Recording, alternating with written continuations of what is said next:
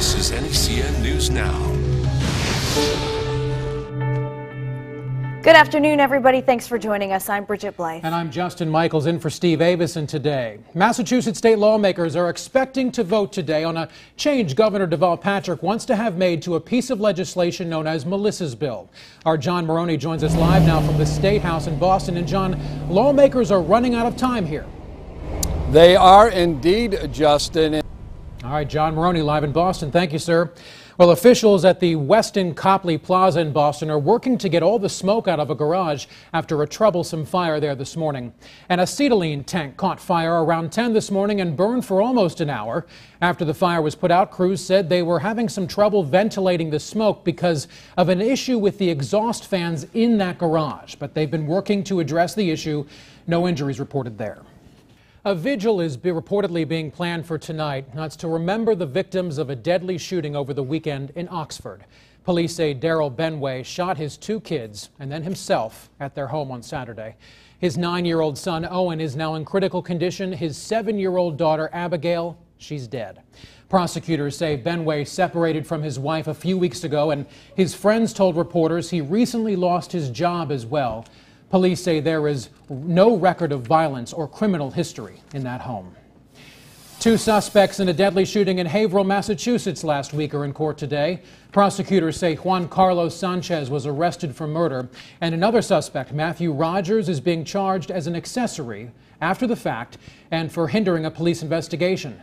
2 people were killed and 2 others were injured in that shooting last Monday night. And federal.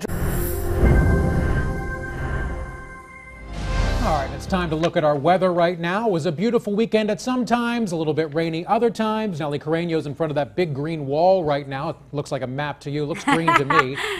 How's that weather looking this week? Well, you know, today it's been just gorgeous, but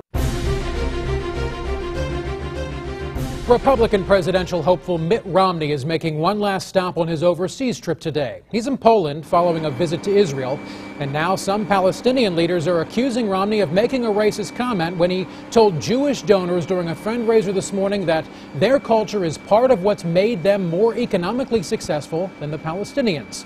Palestinian leaders say that comment is simply out of touch. Meanwhile, President Obama will be heading to New York City later today for a series of fundraisers there.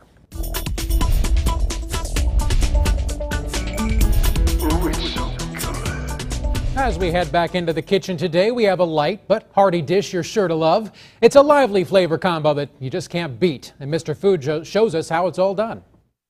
Oh, it's so good.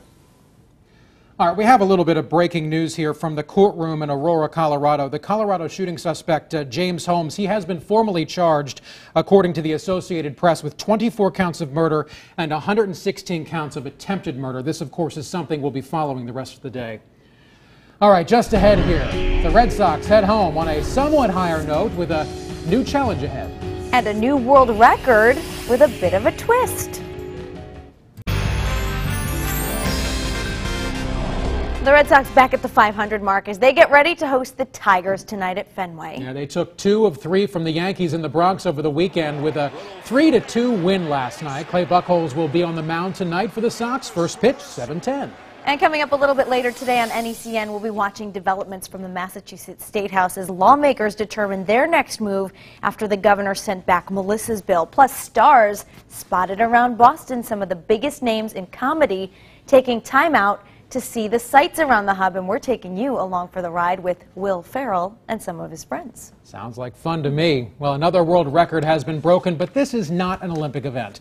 This was the scene in Fargo, North Dakota over the weekend where nearly 3,000 people swiveled to break a world record for the largest twist dance. Organizers are now sending the video to Guinness, hoping it will set a new world record. We're trying to set a record in the studio right now, with like number of people there's lots watching of people here. Our newscast. There they So, are. guys, wave. Live. Thanks for joining us. You've been great members of our live studio audience. Nice There's to have more one. news coming up. I'm Bridget Blythe. And I'm Justin Michaels. You're watching NECN, New England's news station.